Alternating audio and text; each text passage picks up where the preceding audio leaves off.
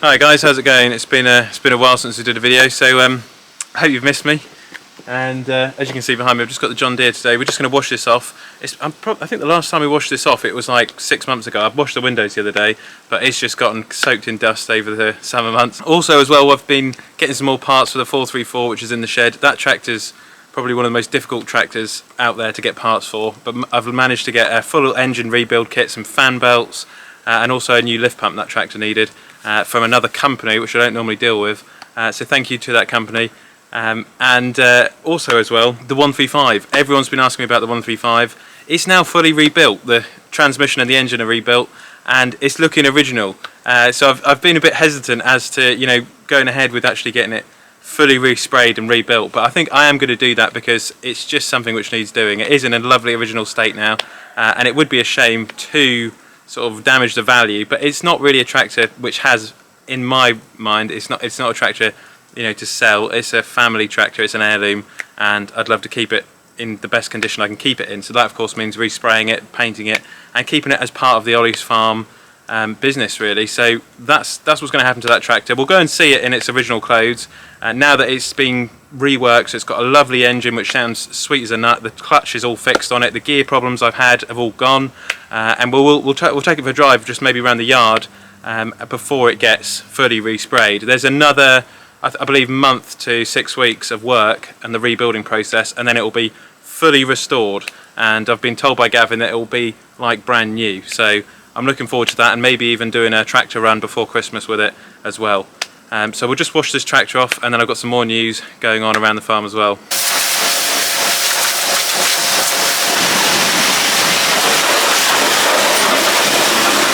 Oh, there we go, that's looking a lot better. I like to keep the John Deere clean when I can.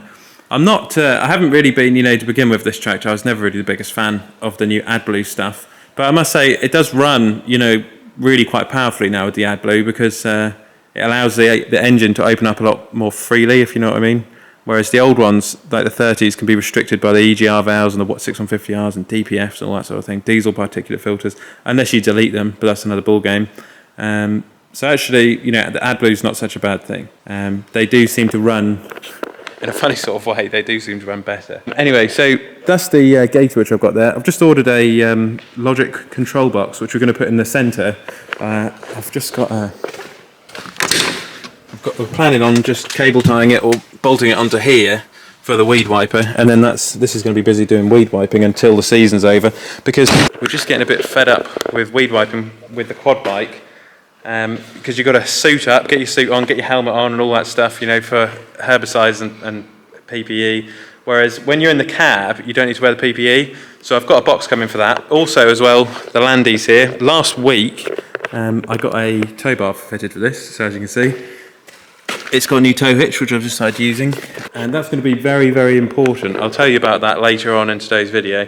And then just next to that, we've got the McCormick 434, which is currently in bits. It's been very difficult getting parts for this. I also had to get some parts for the Manatee the other day, because I accidentally drove the cab against an old beam in a low shed and cracked the roof. So I've got a new part of the roof coming for the Manatee, and getting the parts for that was difficult. And getting the parts for the 434 has been a nightmare, but luckily this company here helped us out, and we managed to get some new parts. They're very difficult to get parts for.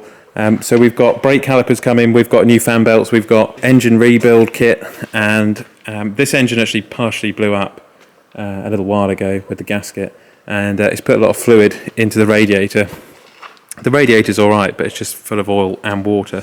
So that's going to have to be rebuilt this upcoming week. We've got a local mechanic called Jack who's going to come and fix this. And then just next to the Land Rover, we've got the old Leyland, which we sort of had for a while, and we didn't really get on with it as well as we'd hoped we'd get on with it, if that makes sense. So we prefer the old International, so that's why we're rebuilding the International.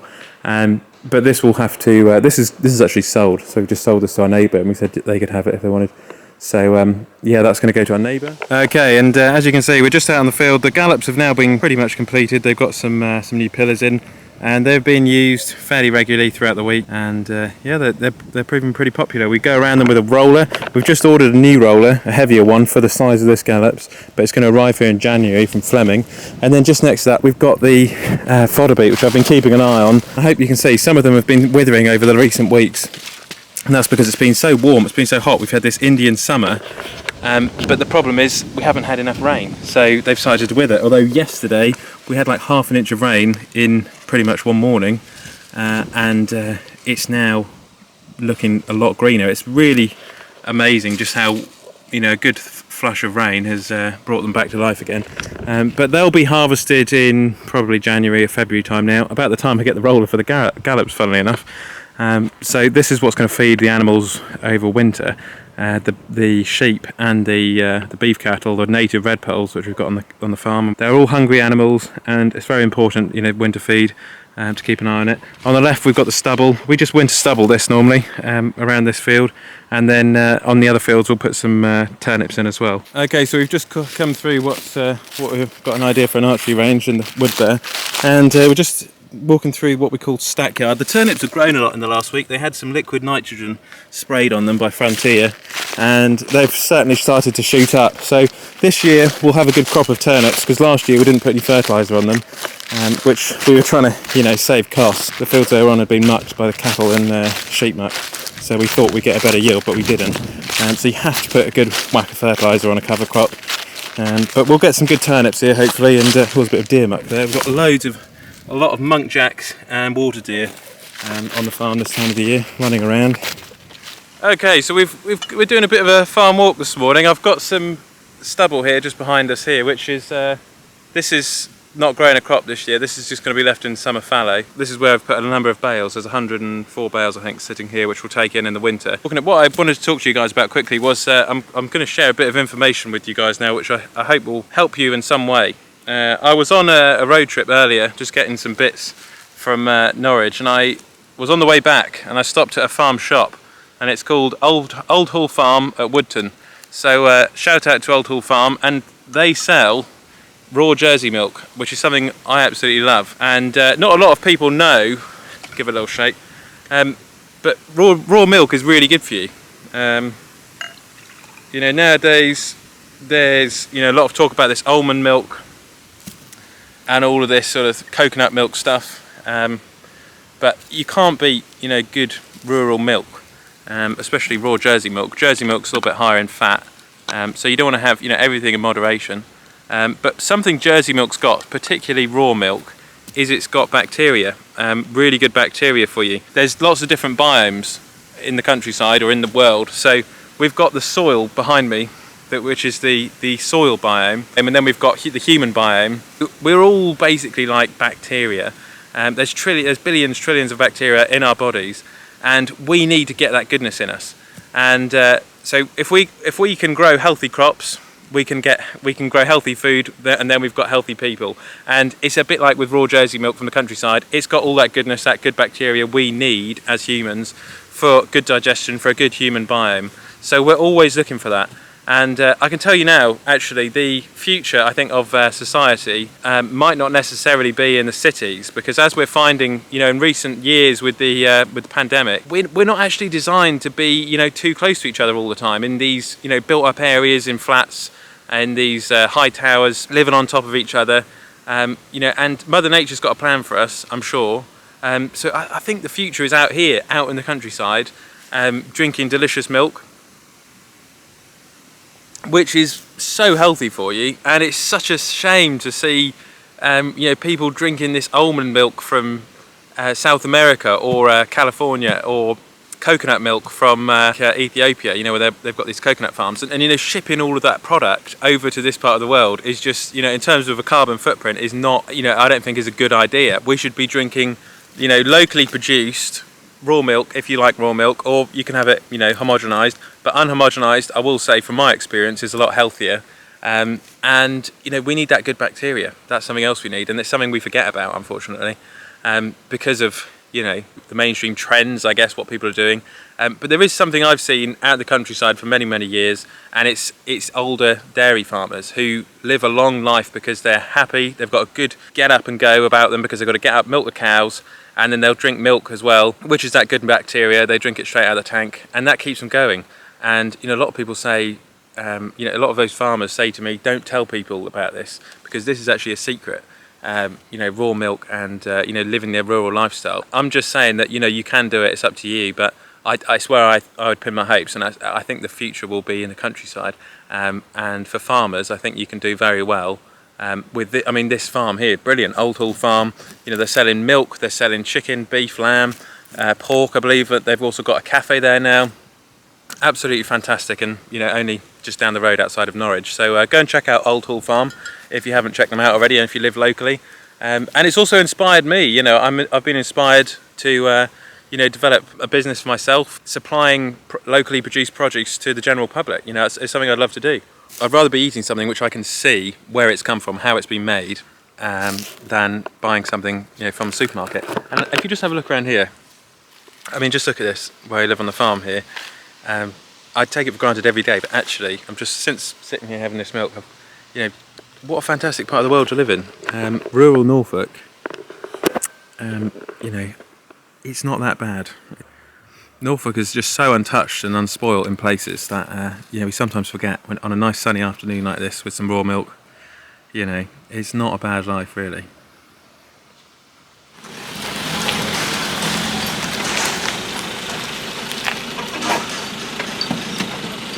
Well, since getting the trailer hitch fitted, I can take the Ifor Williams around, I can take the flatbed around. I've been practicing over the last few weeks because I wanted to get my trailer test, which is about £600.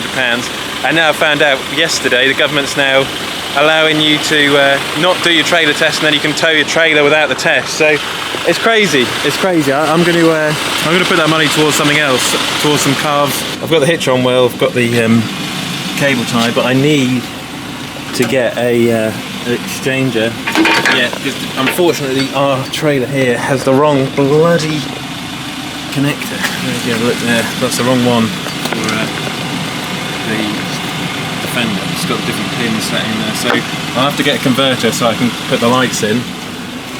That is the only downside, but doesn't it look good with the Defender? And any cattle, any sheep which I've got to go and pick up from Mark now, from market, I can go and get them with the Defender. Well, I believe it's from some time in autumn, so I've just, instead of practicing around the yard doing my practicing for the trailer test, which I've been doing, I don't need to do that now. All I've got to do is wait. I've got to wait a bit of time, and then we can tow the trailer. I can tow the trailer legally and go and pick up cattle, sheep, calves. I'm so excited for some journeys with the Defender, but the only thing is I need to get my lights sorted out. I need to get a converter to put the lights in. But yeah, how about that? How about that? And it also means as well that we can get a flatbed trailer and go and pick up old tractors, pick up the 135 when it's finished, drop another tractor off, pick up buckets, muck grabs, spikes, whatever. I mean, it's just, I'm so happy about this news. You have to leave a comment in the comment section down below what you think about it, and whether you're going to start towing a trailer now, because you don't need a trailer. You need a driving license, but you don't need the trailer test anymore, which is crazy because of the HGV shortage. I mean, like I say, I was saving up a lot of money to do the test, and you know, I haven't got to do the test anymore. I might still do it afterwards, just to, you know, learn a bit of competency with the trailer. But I've been towing trailers and I'm backing them around the yard since I was about that high, so I know how to tow a trailer. And how to reverse one, but it's always handy, isn't it, for health and safety, to you know, go on a course and learn the extra things which, you know, you could learn. Fantastic news. Defender's going to be used for picking up tractors, picking up sheep and cattle. But yeah, it's a lovely evening here on the farm today. It's all going well. Thanks very much for watching today's video. Enjoy your weekend, whatever you're up to, and I'll catch you on the next one.